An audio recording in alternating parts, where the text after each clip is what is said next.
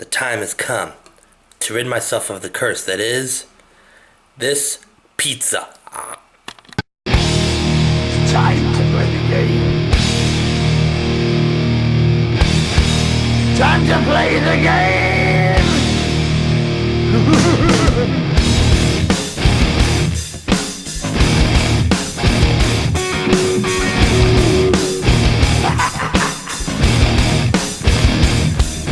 It's all about the game and how you play it. All about control, and if you can take it, all about your debt. And if you can pay it, it's all about pain. And who's gonna make it?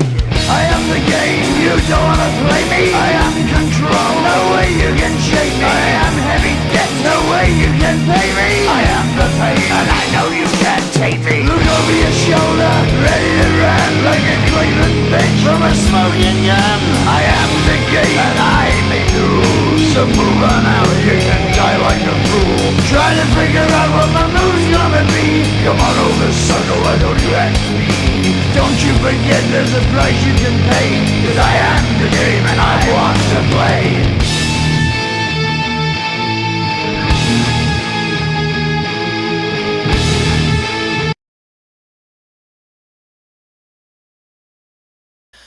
So the first Castlevania was a modest success, and 1 year later, Konami released a direct sequel, and what did they do with it? Completely changed the formula. I guess they didn't want things to get too stale, but they would go back to the classic formula with the next game. And while we're on it, what was up with sequels on the NES changing so much? I mean, sure, the Mario 2 we got was just a Marioized version of a game called Doki Doki Panic, but it's still like jumping on Goombas and throwing Bowser into lava, and Zelda 2 was a side-scrolling adventure rather than a top-down adventure. I don't understand, but whatever. I didn't make these games. About that, let's get on with it. Set 7 years after the events of the first game, Simon's quest sees Simon, well, on a quest. This time, rather than destroy Dracula, whom you'll remember he killed at the end of the first game, he's on a quest to rid himself of a curse that Dracula put on him before he died. The game doesn't dwell on it so much, but Simon basically looks like a walking zombie because the curse is eating away at his body. So Simon has to go through 5 mansions to gather up parts of Dracula's body so he can take them to the ruins of Castlevania, put Dracula back together, and kill him again to lift the curse. I know that doesn't sound like much, but it's more than what we got with the first game. Simon still has his old moveset, but you can get a few items thanks to Dracula's pieces you gather throughout the game, like a shield, and now the only weapon that doesn't use hearts is the holy water, though I imagine they did that on purpose because in the mansions and castles, you'll spend your time treading slowly and throwing the holy water because some of the rooms contain false floors and pitfalls, sometimes leading to death via water or spikes. When you're not in the 5 mansions, you're either in a town or the area between the towns and mansions. While in the towns, you can buy items at the shop using hearts as currency. Yes, hearts are both money and ammunition for your sub-weapons. These items include a red ruby or a bulb of garlic, though you might not know what to do with these things without some sort of a guide. With the garlic, you have to go to the local graveyard and, if you have it equipped, an old man will appear and some people will sell you an oak stick, which you have to throw at this orb at the end of a mansion to get a piece of Dracula. And with the red ruby, that's where this dead end comes in. You might think that there's nowhere else to go, but if you have the red ruby equipped and crouched down next to this wall, a tornado will come and whisk you off to the other side. Now, how the hell would you know how to do that without the tips and tricks from Nintendo Power or Game Packs if you're playing it today? But wouldn't it be funny if the tornado whisked Simon off to Oz? Hey, if Tom and Jerry enjoyed Dorothy in the Land of Oz, then why not a vampire hunter, like Simon? Or Dee? Well, there's also this ferryman who takes you to one of the mansions. At least he doesn't ask us a bunch of random questions first. What is your name? Simon Belmont, vampire hunter. What is your quest?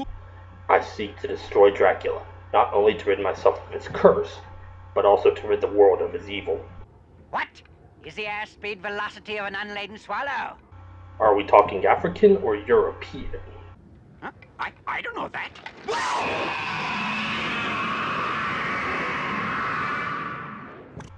As you may have seen, this game doesn't follow the traditional level-to-level progression of most NES games, but rather it plays much like Metroid, in that you're just planted into the world with no idea where to go or what to do without the guides. While Symphony of the Night would popularize this style of gameplay, this game was technically the first to incorporate what fans would like to call Metroidvania. You can tackle any of the mansions in any order you want. If you're wondering about the bosses, well, there's really only 3, and let me just say that they are the most pathetic bosses I have ever seen. I mean, if you want to, you could just walk right past death, Carmelo's death mask poses absolutely no threat, and Dracula himself just sits there and takes your whip like a bitch. But upon being Dracula, you get one of two endings. You get an ending where it's implied that the curse was lifted and Simon died of natural causes later in life, or you get an ending where Simon dies due to his injuries. And how do you get these endings? Well, that's where the day and night system comes in. While time may stand still while you're in a mansion or a shop, when you're in a town or the area outside, time keeps on moving, and every now and then your gameplay will be paused with these text boxes.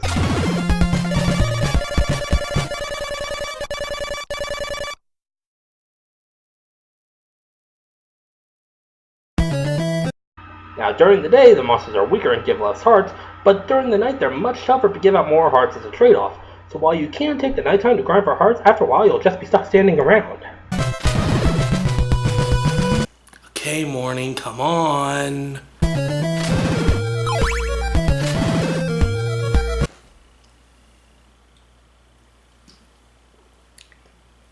Angry Orchard. I would have used it in the Super Godzilla review, but I didn't have it at the time.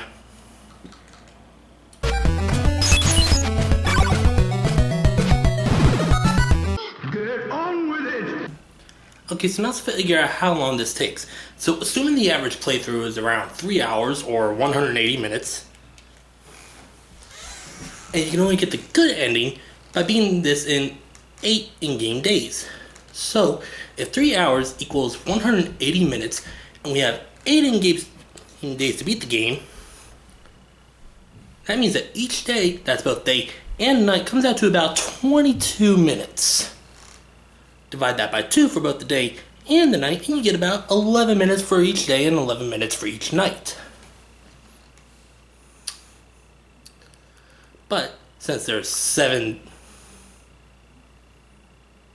nights in this 8-day cycle, math's never really been my strong point, so forgive me, that comes out to roughly 77 to 78 minutes of nighttime, with about half of that 78 minutes just standing around. And that's not even taking into account the amount of time spent in shops, or the mansions, or wandering the ruins of Castlevania at the end. Nobody said to be mad!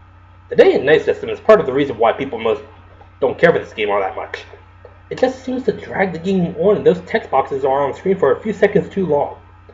That doesn't mean that this game doesn't have its fans, and as I said earlier, it was a game that technically started the Metroidvania trend, but let's face it, this game is still nowhere near as good as the first game. The Metroidvania style was innovative at the time, but there are too many god dang it moments in this game. I mean, look at this scene. It looks like there's no way to cross the river, but if you crouch down, you see that the path continues. So if you try and get on the path without crouching, you hit the water and die. Yeah? Why? If you were to compare to how well the first two games in the series have aged, the first game is like a fine wine, while this game is a flat beer. You can still drink it, but it won't taste as good. Castlevania 2 has always been considered the black sheep of the series, and I don't think it's going to lose that title anytime soon.